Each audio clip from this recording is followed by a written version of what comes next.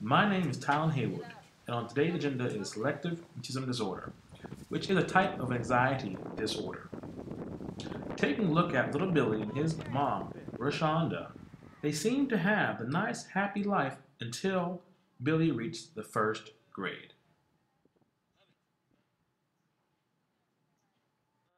Billy was playful, talkative, and just a nice little boy.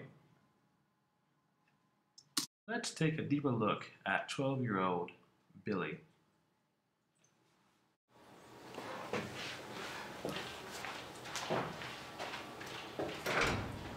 Hey, Miss Rashonda. Glad Hello, you Dr. could make it. Haywood. How are you? Going well. This is Billy. It's Billy. Hey, Billy, come on in. For heaven's sake, Billy, talk! It's okay, you can have fun. So why don't you tell me a little bit more about Billy, Miss Rashonda? Well, Dr. Haywood, Billy here was diagnosed with selective mutism disorder right after he reached the first grade. Tell us what really that is. What is selective mutism disorder? It's a complex child anxiety disorder where a child like Billy is unable to talk in social settings. Can you describe some examples of those settings you may have had experience in his life? Well, normally at home when he's like playing with his toys and stuff, he talks all the time. But when we step out in public, like the other day, we were inside. What store we went to, Billy? Remember? We were in Toys R Us, and trying to ask him which toy he wanted because he had the behavior. Couldn't tell me. Couldn't tell you. Does this happen at home a lot, or is it only when you guys go out? It's only when we go out. When we go out. Only when we go out. How is school life? Is school fine? Or are they talking in school? I know he's in the 8th grade now, right? 8th grade now. I mean, he'll talk one day, and then the next 2 weeks he won't be talking. That's gonna be tough for you guys on Billy and yourself, I'm sure. Yeah, now that he's a little older, it's pretty tough on me and for Billy. I mean, for both of us, and he's able to speak when he's comfortable and relaxed at home, but when we go out, he shuts down, and it's like he's frozen. He's moving around today. He's not frozen today, but I guess it's no, he's not frozen today. He's frozen, I guess. I understand Billy had the diary. I'm sure you just wanted to read the diary. You wanted to read for us today? Yeah, I brought it right here. Why don't you read Dr. Haywood your diary? Sounds great, but why don't you go ahead and read it for me? You can do it.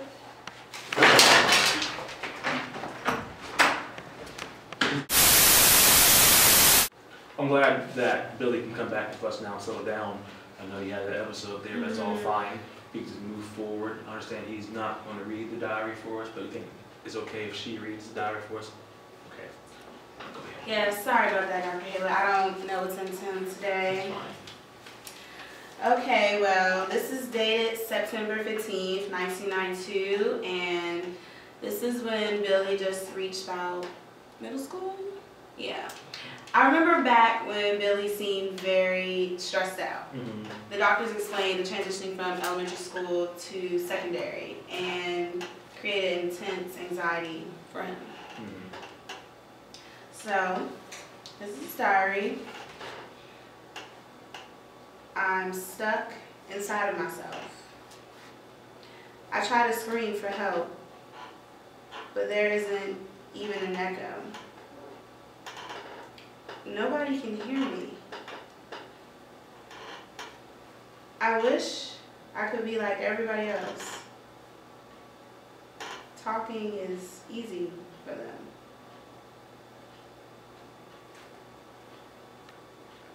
I'm sorry. It's okay. I'm sorry. I'm not disagreeing with yourself. I understand. I'm so sorry.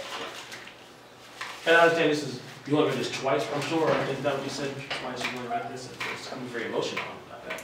I haven't read this in so long. But it's nice because Billy has a hard time getting his words out. But he chooses to write his diary, which is a nice way to express himself. But I just wish he would talk to me about these things, Yes. He won't talk to anybody. Welcome back here to WDBJ7, and we have Billy and Rashonda, but we have a new special guest today, Billy's first grade teacher. Her name is Miss Jolinda. Come on in, Miss Jolinda. I'm glad to have you here today. Come on. Come on, why don't you have a seat here? I'm glad that you could come today. Thank you for coming, Miss Jolinda. I'm sure, so you had Billy here in first grade and kindergarten. And tell us a little bit more about those years. I know it was a long time ago, back in the 1900s, but the late 1900s. Not that old, I'm sorry. We go. Tell us a little bit about that.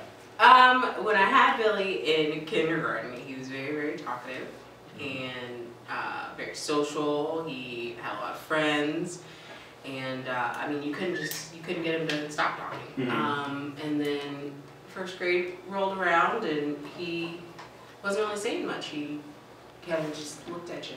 Was it the way you had your classroom set, you think, or? I don't think so. My first grade classroom was very similar to my kindergarten classroom because I figured it worked really well in my kindergarten classroom, and so I wanted to just continue that. Was the whole year like that, or was it just a few months at a time? It was about the whole year. The whole year. Do you have some episodes where you would talk? Yes, there were a couple episodes. Sometimes when he would. But a few times he just didn't talk. Yeah. Okay, that makes sense. All right. Do you know a child who can talk freely at home but appears frozen in other settings, like at school or out in public?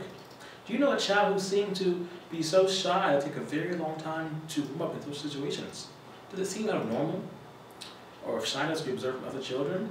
If so, you may know a child who suffers from selective mutism disorder, and you know what sounds of silence sounds like.